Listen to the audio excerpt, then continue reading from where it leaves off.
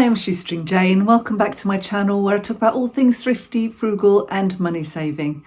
And today's video has kind of come about because of a conversation I was having with my book group the other day, my book group friends.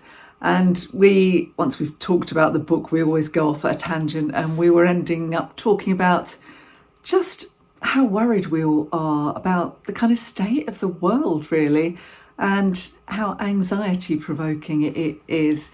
And we were talking about, the wars around the world and how awful Gaza is, and upcoming elections as well in various countries, including our own. And I think the general consensus was that, to want to run a country, you've got to be a bit mad, haven't you?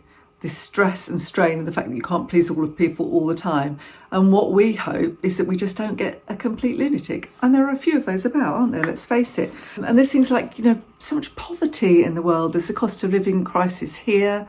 Other countries have always had great levels of poverty.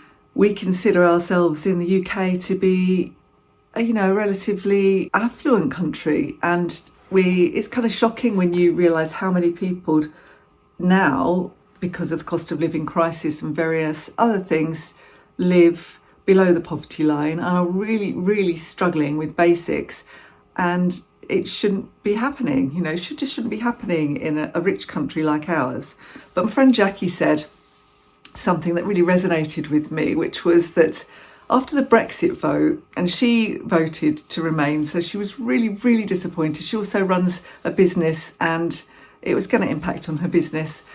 She was so upset, and all the people around her seemed very upset and about the result. And she said she just looked at her garden and thought, grass needs cutting, and went out and mowed the lawn. And what she was saying was, whatever happens, you still have to mow the lawn. Just take control of the things that you can control, and try not to get too anxious about the things that are way, way beyond your control. And I think it's a good philosophy really for life.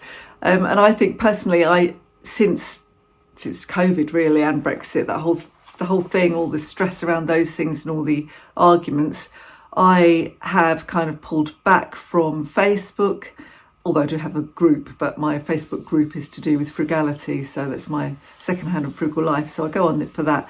I've pulled back from Facebook because people were having like punch-ups on Facebook, and I've pulled back from spending a lot of time having the radio on all day and watching the news and that kind of thing, and listening over and over or watching over and over the same piece of depressing news, especially now. And I don't mean don't stay abreast of what's happening, because I think it's important to know what's happening in the world, but you don't have to drown yourself in it. You don't have to immerse yourself in bad news. I don't think it's good for your mental health or your frame of mind. So personally, I will probably just read the headlines, or I'll just have the radio on and listen to it on there, because if it's just Radio 2 or something, I won't listen to Radio 4 all day and listen to them analysing the news over and over and over, and politics like I used to. And I used to quite enjoy doing that. But now I'm just, I don't want to do that. I know it makes me feel really anxious and it's not helpful. So I can't control those things. So I tend to focus on the things that I can control.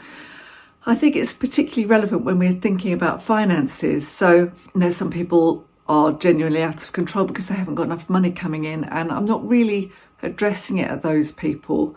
There's only so much you can do at the end of the day. If you really haven't got enough money and you're having to go to food banks and that kind of thing, then someone telling you to just be more careful with your money and stop buying lattes and that kind of thing is totally irrelevant and actually quite insulting.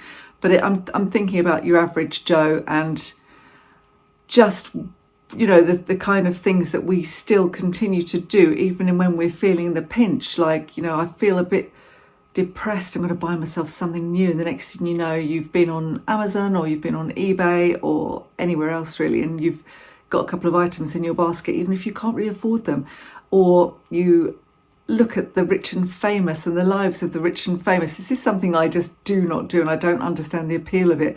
People watch those kind of Desperate Housewives type or Kardashians and those kind of things, and they look at these ridiculously rich, self-indulged people who literally have no clue about how most of us have to live and how we survive. And some people, we admire them, and we make idols of billionaires like Elon Musk. And actually, really, I just don't feel, I think it's bad that people should be allowed to be that rich. Maybe I'm a communist. I don't think I am, but it's just like this. I feel like wealth should be fairly distributed, or at least more fairly distributed, because it seems to me that the rich are getting richer and the poor are getting poorer. And we have to work for those rich people. So it's in their interest to keep us as poor as possible. I think I am turning into an anarchist.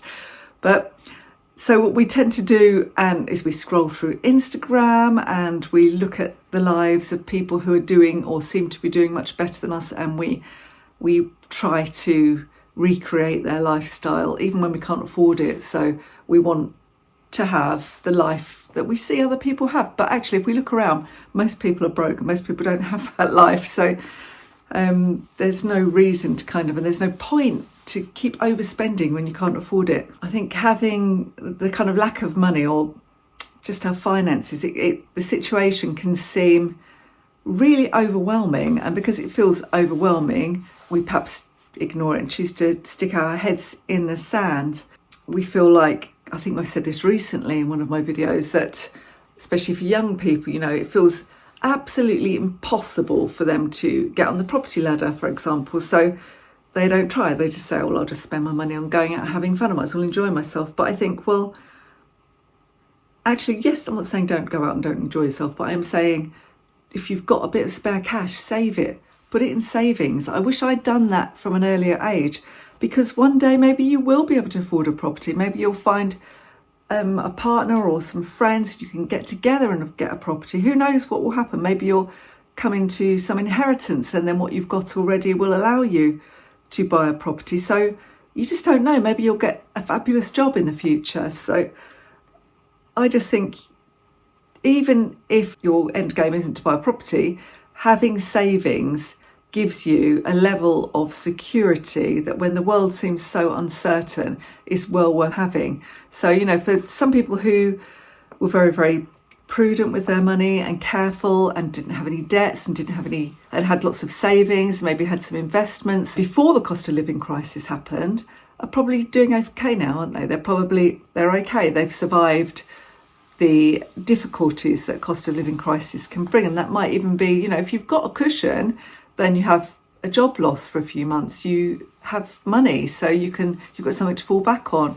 Or if you have an illness in your family and you have to have time off work, you've got something to fall back on. It just gives you a cushion, which is really worth having. So yes, go out and enjoy yourself, but you don't have to spend a lot of money doing it, do you? Part of the problem as well is that people see debt as normal. They think it's normal to buy things on a buy now, pay it later scheme. I did have a bit of a rant about those schemes in a recent video, and I mentioned Klarna in particular, but it's not just Klarna.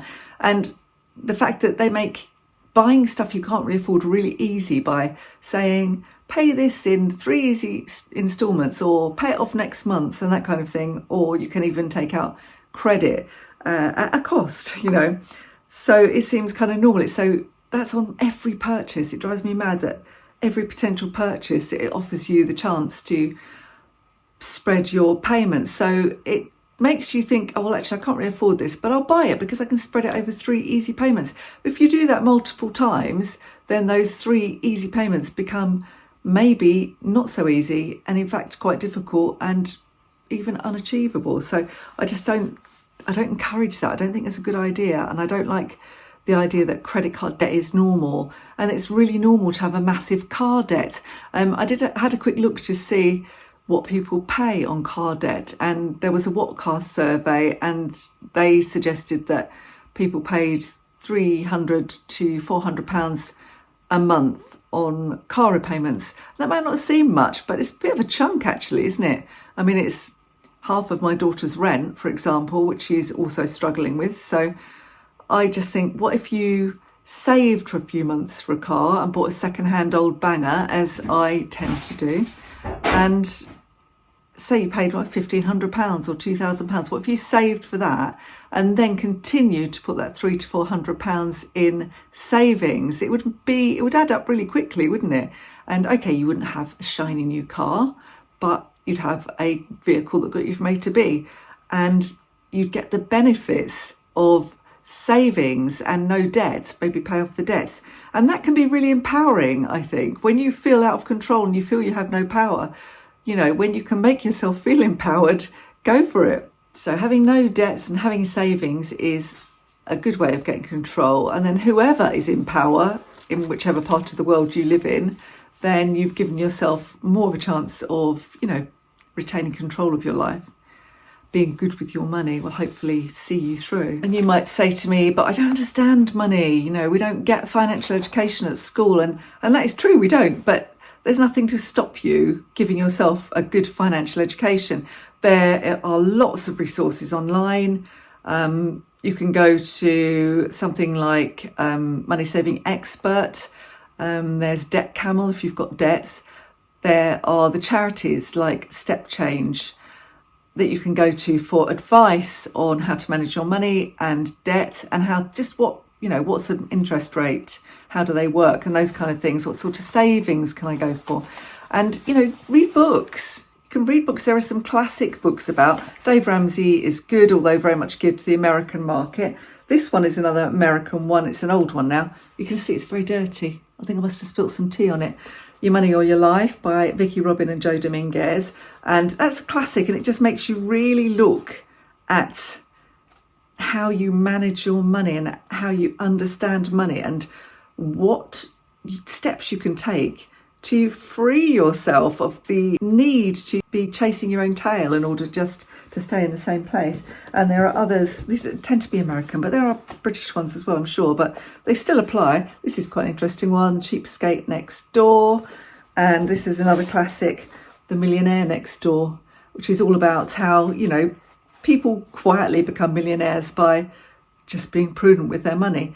They may be able to afford a mansion, but instead they buy themselves a nice large house somewhere and pay it off and buy second-hand cars and save their money. And they're really, really prudent. So they may not be earning the most money.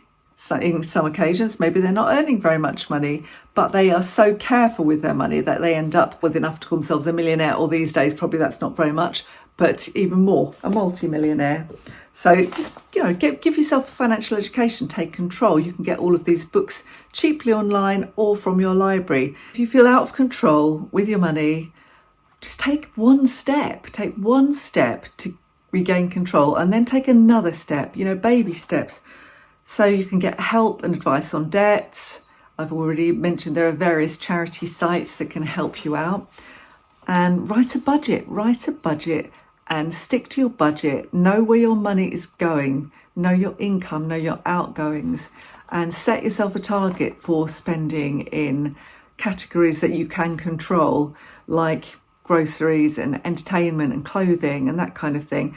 And then where it's set expenses like energy bills are still tricky to get comparisons on, but you can maybe save money. Can you save money on insurances?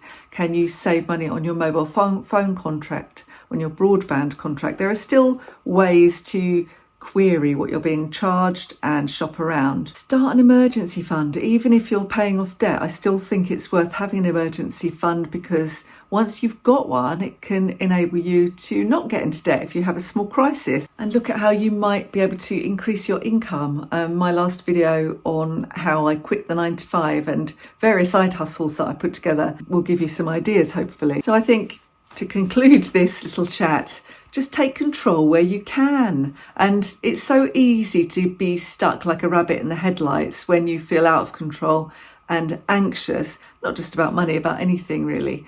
But just looking at what you can control and taking control of those things can make such a big difference to your mental state and your motivation. So if you can do that, maybe that's a first step that you can take to getting control of your money. If you enjoyed this video, don't forget to give me the thumbs up and subscribe to my channel. Hit your notifications bell so you know next time I'm going to upload a video. Thanks so much for watching. I'll see you next time. Bye for now.